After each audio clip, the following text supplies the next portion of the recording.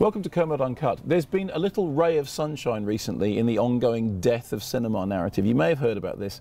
It's about 35mm film, which it turns out is not dead yet. Some time ago, Fujifilm stopped producing 35mm film, and it looked like Kodak was going to go the same way. It's no longer financially viable to do so. But due to the intervention of a number of filmmakers like Chris Nolan, J.J. Abrams and Quentin Tarantino, who love 35mm film, an agreement has been reached with the studios which will enable Kodak to continue to produce it. Here was their statement, which said, "After extensive discussions with filmmakers, leading studios and others who recognise the unique artistic and archival qualities of film, we intend to continue production.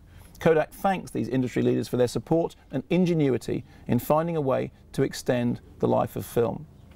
Now, as far as I'm concerned, this is great news because I'm a really big fan of 35mm, but don't get me wrong, I don't think it's necessarily better than digital, although some filmmakers do. I think the two formats should be able to coexist side by side. I remember watching Skyfall and being really impressed by how good it looked, and then reading Roger Deakins saying that as far as he was concerned, his experience of that film was that now digital had equalled, if not surpassed, the possibilities of film. Other people disagree. What's important is that they have the choice. The same is probably true for projection. I've been involved in 35mm screenings around the country. Recently we showed Terry Gilliam's masterpiece, Brazil, from a 35mm print down in Cornwall. Of course, it's now very difficult to find decent prints because digital has taken over so much. The copy of Brazil that we showed was fine. I mean, it was good, it looked nice, but it needed a bit of tender, loving care.